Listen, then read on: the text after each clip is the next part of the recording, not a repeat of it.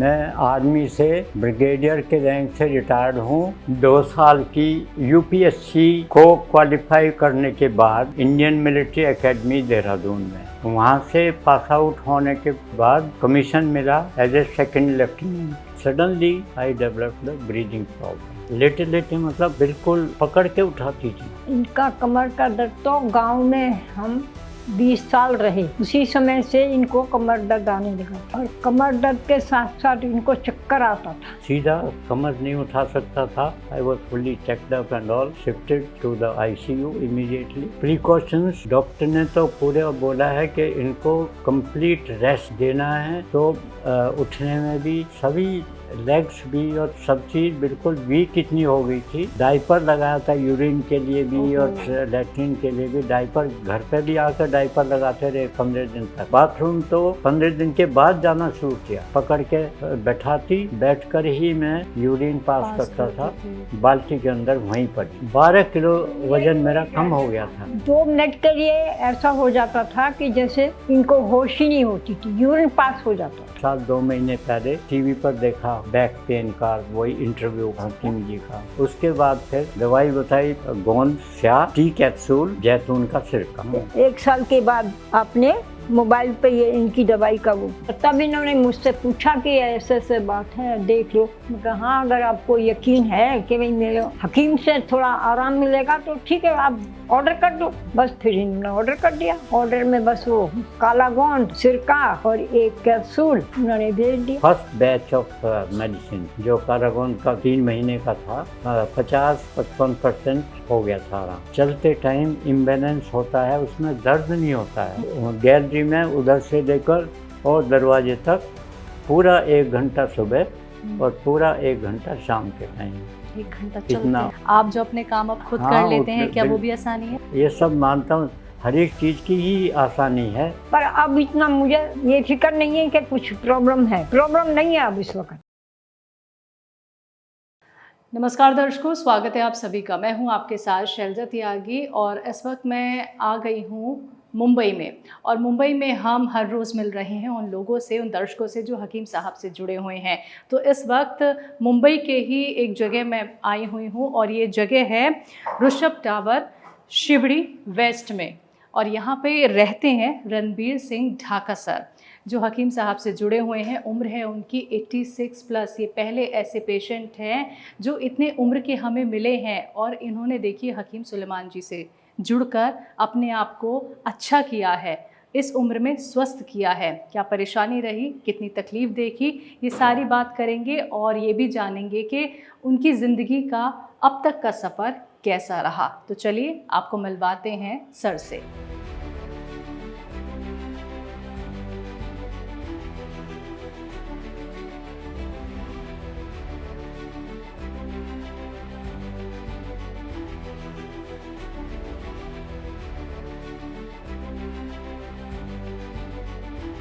तो दर्शकों, इस वक्त मैं मौजूद हूँ जिनके घर पे, उनका नाम है रणबीर सिंह ढाका सर और 86 प्लस है उनकी एज। देखिए एक अच्छी खासी एज में वो हैं। हकीम सुलेमान खान साहब से वो कैसे जुड़े और उनकी किस दवाई से उन्हें कितना फ़ायदा मिला, ये बातचीत हम उनसे करने वाले हैं। लेकिन उससे पहले आपको उनके बारे में थोड़ा सा बताना चाहूँगी। ब्रिगेडियर रहे हैं आर्मी में और अपनी सेवा आर्मी में उन्होंने 35 इयर्स तक दी।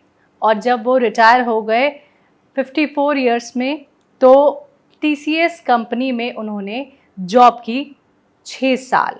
आज वो हमारे साथ मौजूद हैं, उनसे मिलके हमें बहुत खुशी हो रही है। तो चलिए आपको भी जल्दी से मिलवाते हैं रणबीर सर से। बहुत बहुत स्वागत है सर।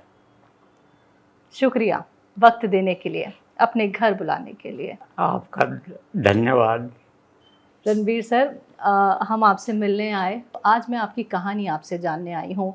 आप मुझे ये बताइए, आपने 35 साल तक आर्मी में अपनी सेवा दी, देश की सेवा की, तो ये पूरी जर्नी आपकी आर्मी में कैसे रही? और ब्रिगेडियर एक ऐसा पद होता है कि प्रमोशन इसका आपका कैसे हुआ, ये जानना चाहती हूँ। सबसे पहले आपको क्या पोजीशन मिली थी आर्मी में? 2 साल की यूपीएससी को क्वालिफाई करने के बाद 2 साल की military training Indian military academy Dehradun में। हम्म वहाँ से पास आउट होने के टाइम के बाद कमीशन मिला एज ए सेकंड लेफ्टिनेंट। उन दिनों सेकंड लेफ्टिनेंट ही रैंक होता था। हम्म तो मुझे कमीशन मिला ordnance corps, army ordnance corps में। हम्म वो एक सर्विस गिनी जाती है, फाइटिंग आर्म नहीं गिना जाता है। हम्म तो 6 महीने के लिए उन दिनों किसी इन्फेंट्री बटालियन के साथ अटैचमेंट करना पड़ता था। वो मैंने 18 मद्रास के साथ जम्मू में, उस वक्त जम्मू सब फील्ड एरिया था, कोई पुलिस एरिया नहीं था, वहाँ पर अटैचमेंट किया। उसके बाद वहाँ से 6 महीने के बाद फिर डिपोज में पोस्टिंग हो गई। फिर बीच बीच में 1 साल के बाद यंग ऑफिसर्स कोर्स करना पड़ा। उसके बाद फिर दूसरी जगह फिर पोस्टिंग हो गई। इस तरीके से मेरे पूरे जो परमानेंट मूव सर्विस में हुए हैं 45 परमानेंट मूव्स किए हैं। वो उसमें 12 तो कोर्सेज जो लॉन्ग कोर्सेज ऐसे होते हैं, 6 लॉन्ग कोर्सेज किए जिनको मतलब 3 महीने से ज़्यादा वाले, वो परमानेंट मूव गिने जाते हैं। और करीब 40 के करीब पोस्टिंग्स हुई। मैंने कभी किसी से पोस्टिंग्स भी ख़राब से ख़राब जगह ही पोस्टिंग मेरी होती रही है ज़्यादातर। जैसे लद्दाख में, जैसे नागालैंड में, जैसे जोधपुर जैसलमेर में। तो इस तरीके, लेकिन कभी भी ना मैंने बच्चों को अलग छोड़ा। हाँ। क्योंकि वहाँ कोई ना स्कूलिंग था, ना कोई मकान थे। जवानों के साथ ही रहकर ही अपना टाइम निकलता था। तो लेकिन मैंने ना तो किसी से पोस्टिंग मांगी, अपने आप जो आती गई चले गई। ना किसी से कोई पोस्टिंग कैंसिल कराने के लिए रिक्वेस्ट किया, किसी से भी कभी भी नहीं।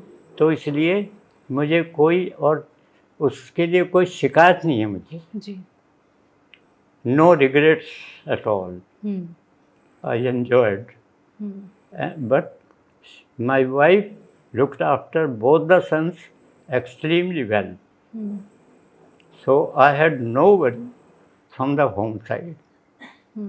शादी कब हुई आपकी? शादी तो ऐसा भगवान की ऐसी कृपा थी कि कमीशन मिलने के 8 दिन के बाद ही हमारी फिक्स अप शादी हो गई थी 1961 में। 11 जून को कमीशन मिला, 18 जून को सेम ईयर शादी हो गई। जब 1965 में JNK में वार लगी थी, उस time I was there, and I was in ammunition depot, which was most vulnerable for the militant attacks.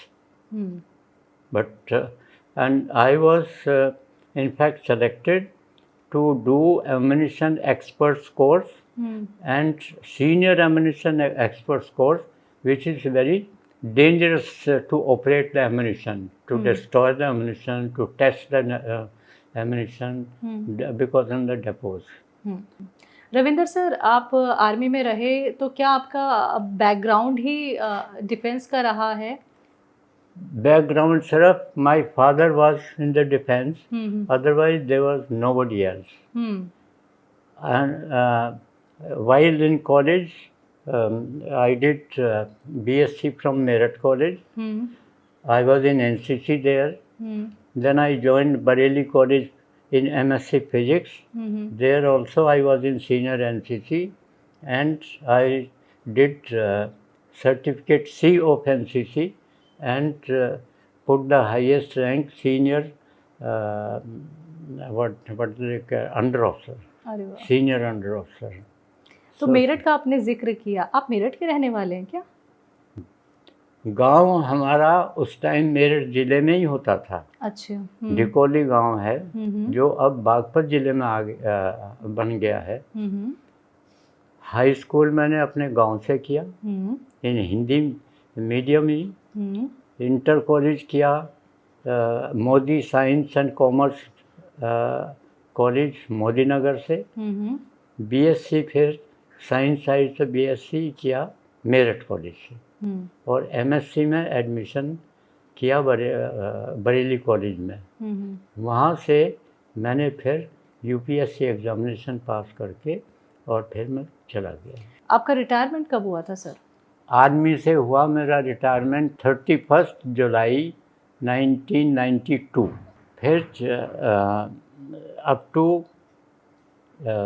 December 92 I was मतलब both of us stayed there alone and we constructed our house in Delhi, Mahipalpur extension. As soon as the house was not fully completed, I was selected by TCS. So we moved to Chennai, Madras, that time Madras. ठीक है, चलिए अब मुझे ये बताइए, आप आपकी सेहत के बारे में अब हम जान लेते हैं।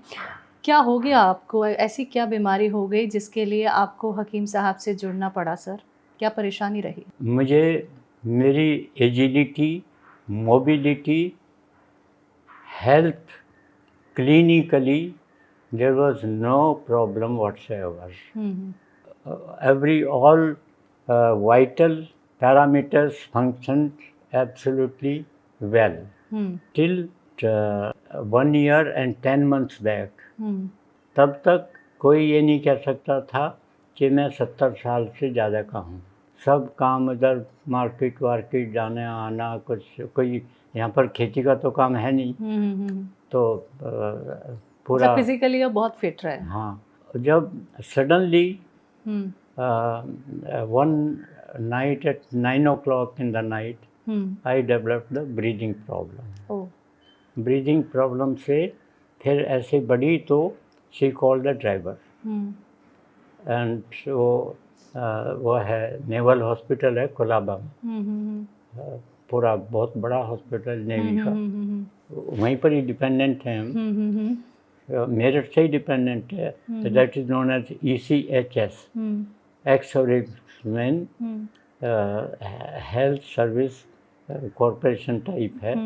तो the moment I developed that breathing problem, she called the driver and we went to emergency ward in hospital, Naval Hospital.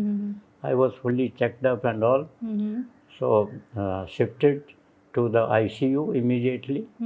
For next year, matlab next day, all checks, that time also checks were carried out, but luckily under control. It did not go out of control. So within 2 days, then angiography was done. And in angiography, the cardiologist, they very senior cardiologist there, they found that one artery was blocked 90%, and 2 veins were blocked partially. So I was recommended immediate angioplasty to remove that 90% blockage जो था। तो अब मुझे आप ये बताइए, 85 as तक आपको यानी फिर कोई परेशानी नहीं हुई, तो फिर ये बैक पेन की प्रॉब्लम जो हमें पता चली, फिर सर्वाइकल प्रॉब्लम? हाँ, बैक सर्वाइकल तो जब मैंने डॉक्टर के कहा कि डॉक्टर वो करता ये बैक बोन तो ठीक है, मैंने कहा सर्वाइकल तो ये स्पॉन्डिलाइटिस तो है, तो बोलता है डॉक्टर कि अगर मैं अपना करवाऊँ तो मुझे भी निकलेगा। सो ओल्ड एज में ये होते रहते हैं, होना, that is age related. All this that it is age related, that is what they call. लेकिन जो बैक पेन हुआ वो एक दफ़ा मेरा ऑपरेशन, आँखों का ऑपरेशन हुआ, तो उसका तो आँखों का तो कैटरैक्ट का था, वो तो यहीं पर ही किया था। लेकिन एक दफ़ा रीढ़ की हड्डी पे एक बॉयल हो गया था। अच्छा। उसको रिमूव करने के लिए इंजेक्शन दिया बैक। एक बार हर्निया का ऑपरेशन हुआ, उसका इंजेक्शन दिया बैक में एनेस्थीसिया का। उनकी वजह से फिर डॉक्टर ने बोला कि आपको बैक पेन तो रहेगा because of injection. That procedure. अगर वो यहीं पर ही किया जाता तो नहीं होता, लेकिन उसमें डिफेक्ट आ जाता है तो उसको नहीं कर तो। बट जैसे फिर बैक पेन मैंने बताया, बैक पेन तो बोला कि नहीं ये तो ये एज रिलेटेड है, ये तो होता रहेगा। लेकिन वो फिर थोड़ा ज़्यादा होने लगा, पर्टिकुलरली उसके बाद ये हार्ट ऑपरेशन के बाद फिर ज़्यादा होने लगा, उठा भी नहीं गया। और क्या परेशानी होती थी? हाँ, लेटे लेटे मतलब बिल्कुल पकड़ के उठाती थी। अच्छा। और मैं खुद अपने आप नहीं सीधा कमर नहीं उठा सकता था। हाँ। और तो इसलिए वो पकड़ के उठाती थी। बाथरूम भी गया तो पकड़ के जा, करीब 1 महीने तक ज़्यादा रहा। क्या कहा था डॉक्टर ने? एज प्रिकॉशंस डॉक्टर ने तो पूरे बोला है कि इनको कंप्लीट रेस्ट देना है जब तक कि ये थोड़ा सा रिकवर ना कर जाए। तो उठने में भी और सभी लेग्स भी और सब चीज़ बिल्कुल वीक इतनी हो गई थी। 12 किलो वज़न मेरा कम हो गया था। वज़न भी कम हुआ क्योंकि डाइट वहाँ आईसीयू में डॉक्टर के में जो खाना था वो भी नहीं खाया जाता था, खाने को मन नहीं करता था। क्योंकि घर के खाने से और वहाँ पर तो सबके पेशेंट्स के लिए एक साथ जैसे जी। यहाँ आने के बाद भी बहुत रेस्ट्रिक्टेड डाइट रही जिससे कोई इन्फेक्शन ना हो जाए। तो सर ये आपको दर्द कब हुआ था, मतलब कितने टाइम पुरानी ये बात है? पुरानी बात तो दर्द तो समझो थोड़ा बैक पेन तो गांव से होने लगा था, 15-20 साल पहले से था, बस बहुत थोड़ा। हाँ। इतना कि ध्यान नहीं देते होंगे तब। हाँ, ध्यान इतना नहीं, हो रहा है हल्का नहीं उतना जैसे खेत का काम करने में थोड़ा फावड़ा चलाया, कमर में दर्द हुआ तो खड़ा हो गया। हाँ। लेकिन काम नहीं छोड़ा। हाँ। काम छोड़ा नहीं, दर्द हुआ तो खड़ा हो गया, फिर ठीक हो गया तो फिर चला लिया। तो ये दर्द पे ध्यान आपका कब गया? ये जो आपका दर्द बढ़ा ये कब बढ़ा? ऑपरेशन के बाद? ऑपरेशन के बाद, जो आपने 1 साल पहले कराया था। हाँ। अच्छा, तब तकलीफ ज़्यादा होने लगी। हाँ, उसके बाद ही बढ़ा। बिल्कुल नहीं उठ पाते थे, सहारा लेने की ज़रूरत पड़ती थी? बिल्कुल नहीं उठ पाता था। तो बेड रेस्ट पे आ गए थे? हाँ, अपने सारे काम के बेड लिए? रेस्ट पे भी डाइपर लगाया था, यूरिन के लिए भी और लैट्रिन के लिए भी डाइपर, घर पे भी आकर डाइपर लगाते रहे 15 दिन तक। मतलब आपकी सिचुएशन बहुत क्रिटिकल हो गई थी सर? बहुत क्रिटिकल। तो यानी आप वॉशरूम तक भी खुद नहीं जा पा रहे थे? नो, बाथरूम तो 15 दिन के बाद जाना शुरू किया, क्योंकि तब तक आपके डाइपर ही लग रहे थे। हाँ, डाइपर लगा। फिर थोड़ा बैठने सहारे से बैठने लगा तो बेड के साथ ही चारपाई के साथ बाल्टी रखने लगी है, पकड़ के बैठाती, बैठकर ही मैं यूरिन पास करता था बाल्टी के अंदर वहीं पर ही। ओहो, ये कब तक हुआ? मतलब ये करीब 1-1.5 महीने तक और ऐसे ही चलता रहा, फिर पकड़ के और तो अभी 1 साल तक ये समझो कि जब इतना दर्द हो गया, कितना करीब 1 साल पहले या 1 साल 2 महीने पहले टीवी पर देखा बैक पेन का वही इंटरव्यू किसी का, हकीम जी का। उसके बाद फिर वो तो आपका प्रोसीजर पता ही है कि एक के बाद वो पूछते हैं, कंफर्म करेंगे, एड्रेस कंफर्म करेंगे। तो दवाई कौन सी मंगाई आपने? गोंद स्या, ठीक है, टी कैप्सूल, ठीक है, हाँ, और ये सिरका, जैतून का सिरका। 2 महीने के बाद, 1.5 महीने के बाद कैप्सूल ख़त्म हो गए।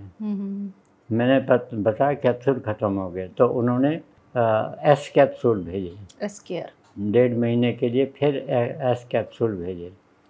फिर वो एस कैप्सूल और हल्दी प्लस कैप्सूल, ठीक है, वो भेजे और सिरका बंद करवा दिया। 3 महीने के बाद जब पूछा कि कितना आराम है, मैंने कहा करीब 60% है, 50 to 60% आराम है। अच्छा रविंदर सर, आपने जिन दवाइयों का इस्तेमाल किया, जिसमें कि सबसे पहले आपने गोंद स्या का इस्तेमाल किया, फिर आपने 3 महीने गॉनसिया खाया, गोंद और कैप्सूल। कैप्सूल एस हाँ। केयर, टी केयर, हल्दी प्लस, ये आपने खाया। तो आपको कितने दिन में आराम लगना शुरू हुआ? आराम तो फिर उसके बाद वैसे थोड़ा थोड़ा तो समझो कि 30% से 50% तक आ गया। फर्स्ट बैच ऑफ मेडिसिन का जो कारागोंद का 3 महीने का था, वो 50-55% हो गया था आराम। अच्छा, अभी का मैं जिक्र करूँ तो कितना टाइम हो गया आपको हकीम साहब की दवाई का इस्तेमाल करते हुए? 6 महीने तक तो काला गोंद इस्तेमाल किया। ठीक है। वो करीब हो गए 2 महीने पहले तक। ठीक है। उसके बाद वो कैप्सूल, इसके एलोवेरा के कैप्सूल और टी कैप्सूल, ठीक है। वो चलता है। वो अनदर बैच टी कैप्सूल का और आया, टी प्लस ऐसे कैप्सूल करके। ठीक है। हाँ, वो अभी आया। अभी कितना % आराम है आपकी सेहत में? अब तो ये समझो कि एक्सेप्ट जो कुछ दवाई दर्द है वो सिर्फ स्पॉन्डिलाइटिस का है, और इम्बैलेंस चलते टाइम इम्बैलेंस होता है, उसमें दर्द नहीं होता है। वो थोड़ा सा ऐसे, तो वो डॉक्टर ने बताया कि ये इम्बैलेंस जो होता है, एक तो एज रिलेटेड है, दूसरा स्पॉन्डिलाइटिस से होता है। लेकिन वो फिर मैंने मतलब करीब 1 साल पहले से ही, जब घर आने के बाद पहले वॉकर्स खरीदा, यहाँ जब थोड़ा सा चलने लायक हो गया, तो करीब 10 दिन तक वॉकर के साथ यहीं पर चलता रहा। उसके बाद वॉकर छोड़ दिया, फिर ये स्टिक, वॉकिंग स्टिक ले ली। तो इस वॉकिंग स्टिक से 1 साल के बाद फिर इन्होंने अपना वहाँ गांव से भाई बुला लिया, तो नीचे मुझे पकड़ के और इस स्टिक से और नीचे घूमने के लिए ले जाने लगे।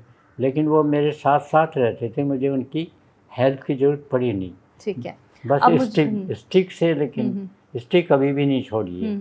लेकिन बिना स्टिक के भी मैंने आपको चलते हुए देखा है, वो भी मैं देखूंगी।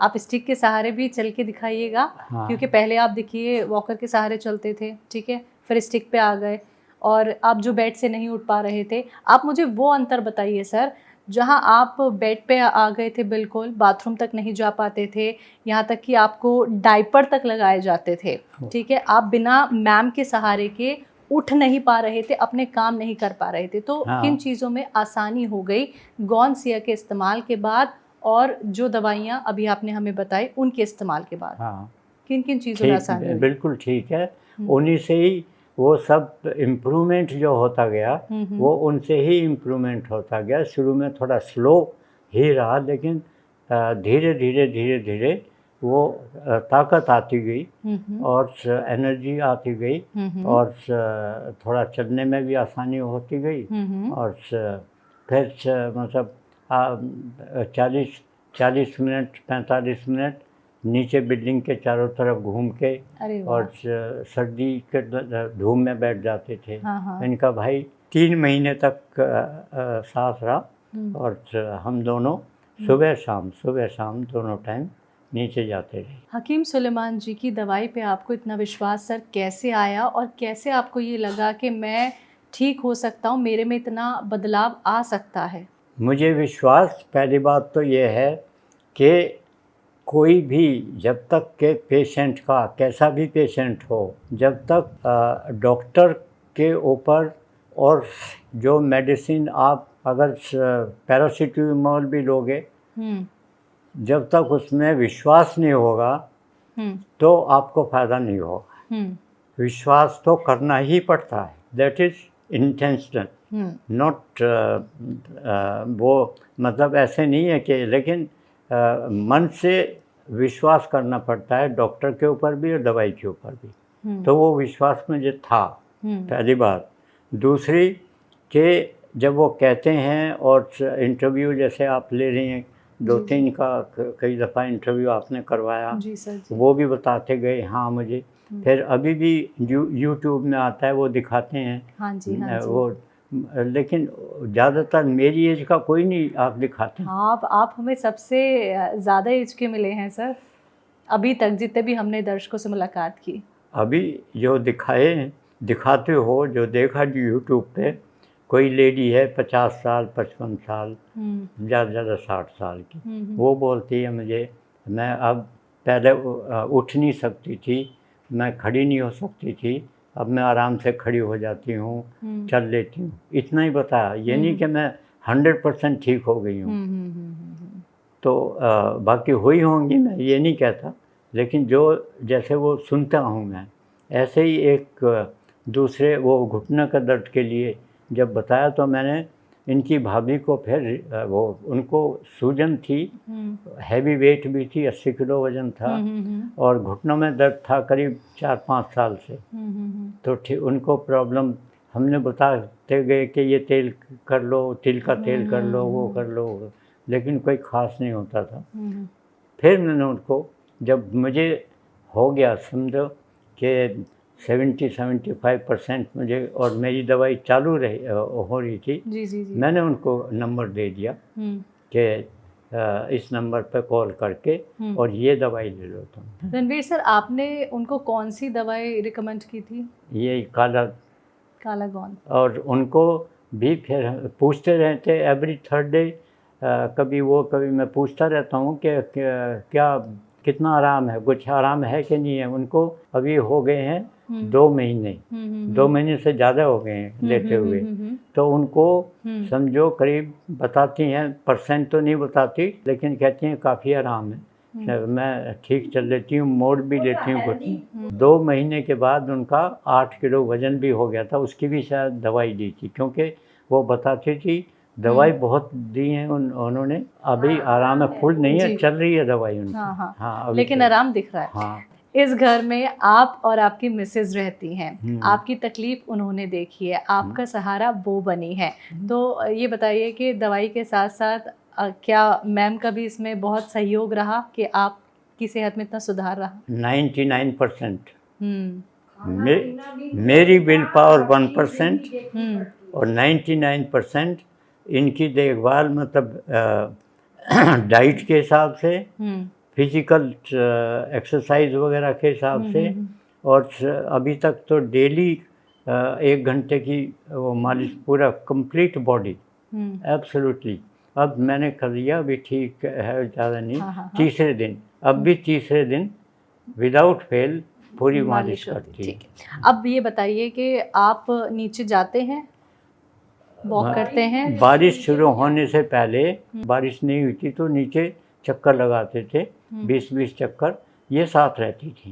हालांकि ये थक जाती थी, लेकिन फिर भी चलती तो थी। जब बारिश शुरू हो गई तो नीचे जाना बंद कर दिया, क्योंकि मौसम ठीक नहीं था। यहीं पर ही घर पे ही वॉक कर लेते हैं। गैलरी में उधर से लेकर और दरवाजे तक पूरा 1 घंटा सुबह और पूरा 1 घंटा शाम के टाइम। लेकिन जो दवाई आपने हकीम साहब की इस्तेमाल की, उसकी वजह से सर अभी जो चलने फिरने में आपको आसानी हो गई है, ये मानते हैं आप? बिल्कुल मानता हूँ। अच्छा, उठने बैठने में आप जो अपने काम अब खुद कर लेते हैं, क्या वो भी आसानी है? ये भी मानते हैं? ये सब मानता हूँ, हर एक चीज़ की ही आसानी है। बिल्कुल। अभी मैं यही देखना चाहूँगी, जो आप सुबह शाम 1 घंटे अपने घर में ही, क्योंकि बारिश भी बाहर हो रही है, नहीं तो हम अपने साथ ही आपको थोड़ा सा घुमाते, तो आप हमें चल के दिखाएंगे। एक तो आप जो ये स्टिक का इस्तेमाल करते हैं, इसके साथ भी दिखाइएगा, और विदाउट स्टिक भी हमें देखना है कि 85 प्लस होने के बाद आप कितने स्वस्थ हैं। क्या तैयार हैं इसके लिए? हाँ, यहाँ पर मैं बगैर स्टिक के चलाता हूँ। चल लेंगे? चलूँगा, और वो दीवार का सहारा भी नहीं लूँगा। आप मेरे साथ पीछे खड़ी होकर देख लें। बिल्कुल बिल्कुल। तो दर्शकों देखिए, अब हम आपको दिखाते हैं कि कैसे आराम मिला है सर को।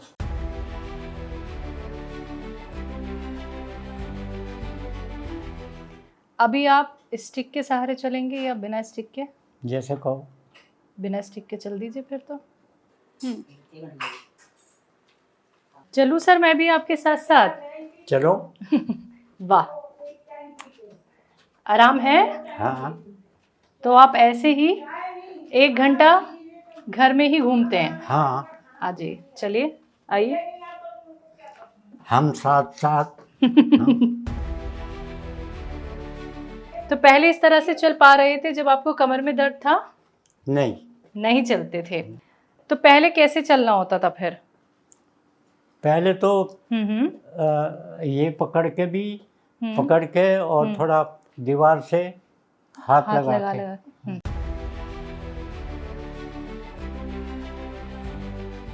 ऐसे कोशिश करते थे कि मैं स्टिक उठा के चलूं, हाँ, है ना? हाँ, और चलता फिर था। स्टिक छोड़ दूं, फेंक दूं, हाँ। अब बिना स्टिक के चलूं। लेकिन स्टिक इसलिए अभी भी हाँ, हाँ। हाथ में रखता हूँ हम्म कि बाई चांस गिर ना पड़ूं। हम्म। हालांकि इधर से ये करते हैं। हम्म। अच्छा, पहले आप स्टिक के सहारे बिल्कुल जमीन पर रख के चलते थे? हाँ। और दीवार पे हाथ लगा लगा के चलते थे कभी ऐसे? कहीं कहीं, हाँ। अच्छा, ऐसे चलते थे आप पहले। हाँ। और अभी मैं आपसे स्टिक ले लूं? ले लो। और दीवार पे हाथ नहीं लगाना है आपको? ठीक। तो देखिए दर्शकों, हम आपको रणबीर जी से यहाँ पे मुलाकात करा रहे हैं, उनकी कहानी आपको दिखा रहे हैं और बिना सपोर्ट के अब ये चल रहे हैं। अभी स्टिक भाई मैंने लेके तो साइड में रख दी है। इनका कहना था कि जब तक ये हकीम साहब से नहीं जुड़े थे तो दीवार का सहारा लेके चलते थे, स्टिक का सहारा लेके चलते थे, यहाँ तक कि वॉकर का भी इन्होंने इस्तेमाल किया है। लेकिन देखिए अपने घर में ही बिना किसी सपोर्ट के, और मैं देखिए पीछे पीछे चल रही हूँ, मैं भी सर को कोई सपोर्ट नहीं दे रही हूँ, आ जाइए सर। और 1 घंटा ये सुबह, 1 घंटा शाम ऐसे ही घर पे वॉक करते हैं। क्योंकि देखिए मुंबई का मौसम कुछ ऐसा है कि बारिश हो रही है, तो इसलिए वो नीचे नहीं जाते, किसी तरीके का रिस्क नहीं लेना चाहते हैं। तो ये इम्प्रूवमेंट है हकीम साहब से जुड़ने के बाद, कौनसिया का इस्तेमाल करने के बाद।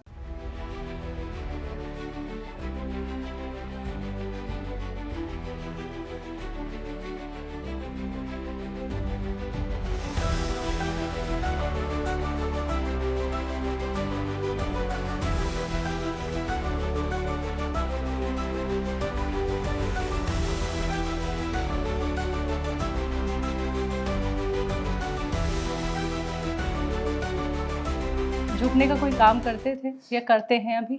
नहीं, झुकने तो गांव में जो फावड़ा चलाते थे झुक्का ही करते कैसे थे। चलाते थे फावड़ा गांव में? हाँ, ऐसे। देखिए 85 प्लस के हैं रणबीर सर। 86 प्लस। ओह माफ़ कीजिएगा, 86 प्लस है रणबीर सर। और जितनी भी एक्टिविटी हम उनकी यहाँ पे देख रहे हैं तो बहुत आसानी हो गई है। देखिए इस उम्र में मैं तो हेड्स ऑफ करूँगी सर आपको, इतनी ताकत आपके शरीर में है। और अच्छा लग रहा है कि आप हकीम साहब से जुड़े और आपका विश्वास जो है वो टूटा नहीं, और हकीम साहब की दवाई ने आपको इतना रिलीफ दिया। हम तो यही चाहेंगे कि ऐसे ही आपकी उम्र जैसे जैसे बढ़ती रहे, आप ऐसे ही सेहतमंद रहें, किसी का सहारा ना लेना पड़े आपकी बीवी के सिवा, जो कि आपके साथ हमेशा खड़ी रहती हैं। इंशाअल्लाह। तो देखिए आप सभी ने आज की कहानी देखी यहाँ पे रणबीर सर की, और मुझे बहुत अच्छा लगा उनसे मिलके, उनकी वाइफ से मिलके। और उनकी भी उम्र कम नहीं है, वो भी 80 प्लस हो गई हैं। 82। ओहो 82 की वो हो गई हैं, और ख़ुद 86 प्लस के यहाँ रणबीर सर हैं। तो आपको बताना चाहूँगी हम मुंबई सफ़र पे निकले हैं और मुंबई में ही रणबीर सर रहते हैं। उनके बेटे का ये घर है जहाँ पे ये दोनों अपना गुजर बसर कर रही हैं। तो ये जगह बताना चाहूँगी आपको। और ये जो टावर है ये ऋषभ टावर है, जो मुंबई में शिवड़ी वेस्ट में पड़ता है। और आज की कहानी हमने आपको दिखाई रणबीर सर की, बहुत अच्छा लगा इनसे मिलके, इनकी सेहत का हाल जान के। तो ऐसे ही आप लोग इस प्रोग्राम से जुड़े रहें और ऐसे ही सेहतमंद स्वस्थ दर्शकों से हम आपको मुलाकात कराते रहेंगे, उनकी सच्ची कहानी आपको दिखाते रहेंगे। तो बहुत बहुत शुक्रिया सर अपना वक्त हमें देने के लिए, अपने घर हमें बुलाने के लिए। God bless you. शुक्रिया सर, शुक्रिया। तो दर्शकों मुझे भी दीजिए इजाज़त, नमस्कार।